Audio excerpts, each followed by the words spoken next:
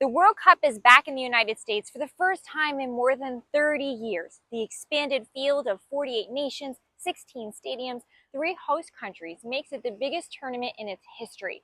But that also means it's coming with the biggest carbon footprint. Of course, these emissions for these events are problems. But have you ever thought about how sports can be a part of the solution?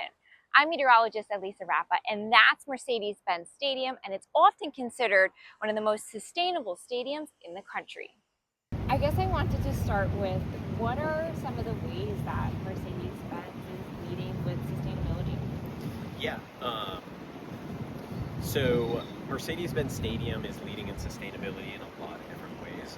We want to be a beacon and a sandbox for piloting new things. I think that's the best way that we push the narrative forward, living on that cutting edge of what's possible in unique spaces, especially unique spaces of the size of Mercedes-Benz Stadium. That's 2 million square feet. So when Arthur Blank and the design team were looking at building the stadium, we were sitting at LEED Gold to be kind of in line with what is the standard for building sustainability, or the higher end of what is standard for building sustainability across sports and entertainment. He really pushed the design team and the construction team to see how we could get to that platinum level. And being the first stadium that achieved that platinum status for LEED new building construction and design, that really pushed the narrative forward for what is possible for Mercedes-Benz Stadium, literally and figuratively laying the groundwork for sustainability at Mercedes-Benz Stadium. Some of the unique elements that were instituted to get us to that LEED platinum are things that separate us from other spaces that are unique spaces that are high on sustainability. So having a 1 million gallon retention vault in our admin visitor lobby that collects water around the storm areas, so that we're alleviating flooding off of Northside Drive, because topographically Atlanta, the east side of Atlanta sits higher than the west side of Atlanta. So all the water from downtown flushes through this space that we're standing in now, ultimately ending up on the west side and flooding that area. So how do we alleviate some of that and not contribute to that problem, but help solve that problem in some ways? So that absorbs a lot of the storm water and then leaches it back into the city water system after those heavy rains. We also added a 680,000 gallon cistern, which is another element that alleviates flooding. But what that does is it captures water off of the east side of our 14-acre roof, and it compiles it into a vault that water can then be used to water our urban garden, which is another unique element that was instituted when the stadium was opened as part of our LEED building certification. It also is used to offset our AC cooling towers, which are used to use the AC. Those cooling towers are used to pump AC into the stadium, and so we're offsetting the domestic water usage that we use there. So those are elements that were instituted at the building onset. Then a lot of unique elements were piloted and put into the stadium as the building opened in 2017, and then we moved through the process of how the building would operate moving forward. In 2022, we became a TRUE certified building. So TRUE is Total Resource Use and Efficiency. It's administered by the GBCI. We achieved that at a platinum level as well. So always wanting to be not just the leader, but achieving the highest that is possible in any particular space at any particular time. We want to always be pushing forward what we can do in this space with 3 million visitors every year, 5 million pounds of waste that come through the stadium every single year. And so we looked at that building certification for TRUE to make sure that we were complying with their audit standards, and also making sure that a third party was coming in and looking at what we were doing and saying, yes, we see what you're doing, and then we're verifying what we're doing. So we can be fully transparent with everything that we're doing in the stadium, to then showcase that to other stadiums, other unique spaces in sports and entertainment, to make it so that we can push forward the narrative of how unique spaces can be more sustainable. So that's something that we really pride ourselves on, is being transparent and leading with inspiration and education, so that other people can come into our space, see how we operate, take what we do here, and not maybe take it one for one, but emulate what we do with our smart business around sustainability and institute that into their unique spaces wherever they are, whether that's Atlanta or Dallas or LA or San Francisco or Boston, wherever. Taking the lessons that exist here, the why behind, and then instituting that in their own unique way. Yeah, have you worked with other stadiums and facilities to help Yeah. them get Yeah. get to So that so point? we're part of the Green Sports Alliance, which is a nonprofit that coordinates those kinds of events for people. So there's the Green Sports Alliance Summit every year, and they have a symposium where all of these unique sports and entertainment spaces get together and discuss these things. But we also had created a zero waste playbook when we became zero waste certified at the beginning of 2023 to showcase exactly that to other spaces. And that doesn't just have to be sports and entertainment. It can be Emory College, or it can be UGA, or it can be Coca-Cola's bottling facility. It can be any space that can take what we do here and adopt it in some way that will help push forward what they're doing in their spaces. That is so cool. What is that like being, a leader at that space, right? Like setting an example, especially at a sports arena, Yeah. What is that like?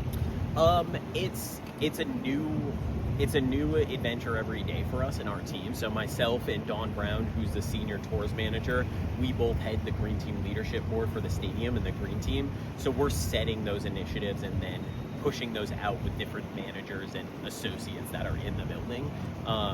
So it's always something where we're looking for transformative and unique processes that we could potentially institute into our stadium and then showcase those as a viable option for other spaces. So it's like a very fluid process, and we're always learning new things.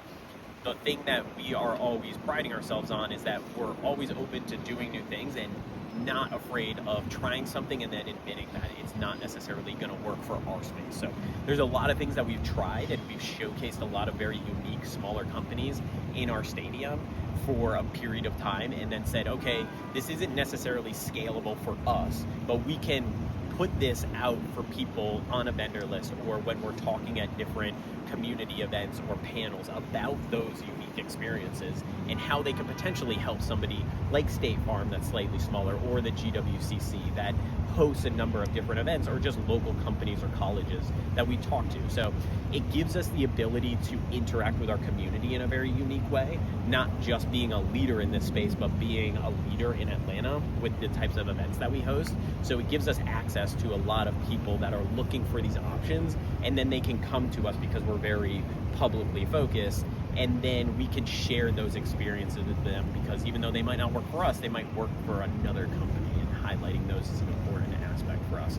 Because for us, when we're looking at sustainability at Mercedes-Benz Stadium and across the Blank family of businesses, if you're doing right by the community that's surrounding the space, then ultimately it's going to be sustainable because it's local. When you guys are you mentioned that some of the projects that you've done may not fit your size of the arena. Yeah. What types of projects have you guys tried and then shared that knowledge with others who might be able to use? Yeah, we've done a bunch of different things with local community diversion for different kinds of materials that we're trying to donate, or different things like that. So companies like Life Cycle Building, which takes on building materials and then repurposes them to upcycle. A company like Vital, which is a reusable cup company. So coming into the building, trying reusables to mitigate different kinds of plastics and things that are being thrown away, because it's great that we compost everything, but ultimately that is still something that's going into waste and then has to be transported, which is creating emissions. That's something that we can alleviate some of those and mitigate some of that, but two, then we're not taking a material that we paid for and then throwing it out. We're taking a material that we're paying less for, and then we're translating that to something that potentially would be coming back into the building. Also, circularity programs with different kinds of materials that we have in the building in terms of paper towels. So we have a corporate sponsorship with Kimberly-Clark. We piloted taking our paper towels from Mercedes-Benz Stadium, sending them to the facility that Kimberly-Clark owns, turning them back into paper towels that can be used in restaurants and different things like that. So taking fibers, turning them back into fibers, taking materials, turning them back into materials, or mitigating materials, or donating materials is mostly what we're focused on when we're looking at those pilots. That's so cool, because I think sometimes when we hear about sustainability at stadiums, the first thing we think of, like, all right, they put solar panels up. Yeah. But like, you guys are going way beyond solar energy. This is not just, I mean, you have a huge solar panel program, but you're thinking of the other odd box things. that lead to emissions. And I think that comes from having a space where we operate internally. All of our operations department works full-time in Mercedes-Benz Stadium. We have a full housekeeping department. That gives us the opportunity to grow as a group. So everybody that's in our department, the majority of the managers have been there for 3 to 5 years. So they've seen how we have developed from the stadium opening into what we are now. So the intention of spaces and how those were intended to be used isn't necessarily how they are operated now. For instance, when we started Mercedes-Benz Stadium, it wasn't necessarily our intention to do 200 private events a year, but we saw an opportunity. We saw us being a unique space and having that customer service that people really appreciate and want, and then having a bespoke zero waste experience on top of that that just comes by being in Mercedes-Benz Stadium, gives us the ability to expand that business and to utilize this space as more than just a space for football and soccer games. In terms of decreasing emissions, that's not something that a particular project is doing. We built the stadium with that in mind, so we have all LED lighting. You can see behind this facade that they have vinyl, there's actually all of that is natural light going into the building. So this 160,000 square foot of ETFE that you're seeing there, that actually is a window to the city from the inside. So if you're standing on the Sky Bridge, right where that 2026 is, you can see this whole skyline. The opposite of that is that all that natural light is being let into the building, which is reducing the amount of energy that we have. So looking at this space as a space where we are going to have to be an energy burden on the grid that surrounds us because we're so urban centric, we put a lot of thought and intention on how we were going to mitigate the amount of energy that we used when the building was built. So now that we are optimized for that, and we're still a very new building, there's not a whole lot of things that we're doing inside that are decreasing emissions. We always want to be conscious of how much energy we're using, so we utilize our internal lighting controls and different things like that to make sure that if a space isn't going to be occupied, or if we don't have a game, the whole building isn't lit up. You know, if we're working on the inside on a non-event day, maybe we don't need to have the stadium lights on because all of that natural light is being poured into the building, even on an overcast day. If the city's not very active and we don't have things going on in the stadium, then maybe we don't need to use every outside facade light. We can set those building controls to optimize the amount of energy that we're pulling from the grid, and then also having those solar panels, 4,000 solar panels on our campus generates about 1.6 million kilowatt hours of energy every single year, and that gives us the ability to offset a little bit of our energy usage as well. How exciting is this? Sports, I feel like, is like one of the most uniting things of them all, right? Like we can all get behind a team, you know, regardless of our differences. Do you find that you can have conversations about climate action better? Because who doesn't love coming to the events for an event? Yeah, I mean, it gives us a unique launching point that other spaces don't necessarily have, is that we can utilize the brand and the focus of those sports to, like you said, to bring people together. This also is a very unique space that is engineered beautifully, and it always feels new and fresh. So the fact that it feels new and exciting means that people want to talk about it more. So it's not just the teams that are in the stadium that give us access to people to talk about this in an exciting way with the community, and outside of that, a broader country and even world, because we are so sustainable. It gives us, this building gives us the opportunity because people are interested in it. When you walk up to something of this magnitude that looks like this, you're interested in how it operates. You want to know more just by the fact that this exists and it's such an engineering marvel. Are you excited that you guys get to host the World Cup and have that stage for your sustainability initiatives be that much bigger? I mean, it's because it's not just Atlanta, right? We have all these other stadiums that are hosting the World Cup. That is interesting, how exciting is that you get to show off to the rest of these FIFA stadiums? Like, look at what we're doing now. Can you guys replicate some of this too? And that's an exciting opportunity to come together as a group of stadiums. We are competitive on the field. We are collaborative off the field. We're always open to talking to these, and to be perfectly honest, a lot of the stadiums, actually the majority of the stadiums that are hosting FIFA games, we have past experiences with, because they're all NFL stadiums. So we all know each other very well and communicate in those ways. It's very exciting to be able to showcase that on the world stage where people might not know that much. But in terms of size and scope, it's kind of funny because this for us, for our sustainability team, it's very exciting, but it's not necessarily something that's greater than stuff we've done in the past. We had a Super Bowl in 2019. That was a very successful sustainability event for us. We just had the college football championship game here across this entire campus, and that was the first college football championship campus weekend that was zero waste. So we were actually able to divert 93.5% of all the waste across not just Mercedes-Benz Stadium, but the Georgia World Congress Center and State Farm during that entire weekend. And that was an amount of waste that is equal to probably 2 FIFA games that we'll have here. So in terms of the pace, that's going to be very exciting, having one game every 3 days. And in terms of the focus and the eyes that will be on our stadium and Atlanta, that's incredibly exciting opportunity for us. But in terms of our everyday working operations, we're well prepared for something of this size.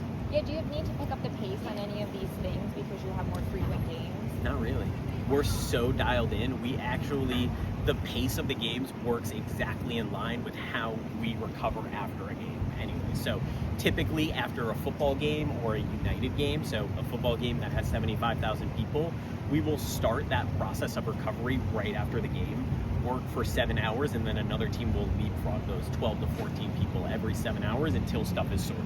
It takes about 280 people hours to do that, so that comes to about 5 shifts that we need to get that done. So that's 1 shift directly after in a game, and then 2 days of work, which aligns exactly with what we need to be able to have a game every 3 days in the stadium.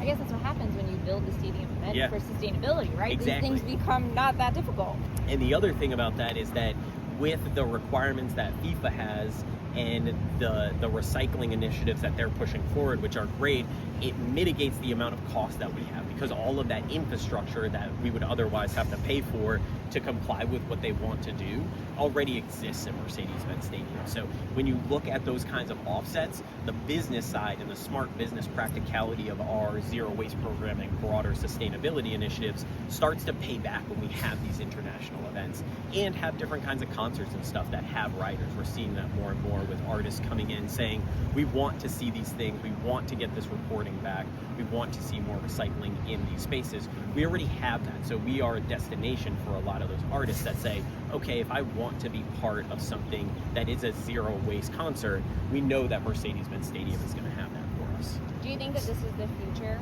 of sports arenas? Is this the future of sports? Is this how we're going to talk about sports? I think this is the base of the future. Yeah. We should be the baseline, Mercedes-Benz Stadium. We should not be the top outlier, and we're not just the only people that are out there doing it. There's a number of other arenas and stadiums that are just as active as us in this space, but we want to see ourselves being pushed by other spaces. We also want to see ourselves and what iteration Mercedes-Benz Stadium is now to be the baseline in the near future, and then watch us expand into what the future will be in 15 to 20 years, because I would love to see this space be active for the next 30 to 40 years. We want this to be a space where people are frequenting it for decades, if not generations to come, because every year that this operates, that embodied carbon that exists in the stadium, the building structure and the carbon that's associated with that cost just goes down and down. So if this operates for 30, 40 years,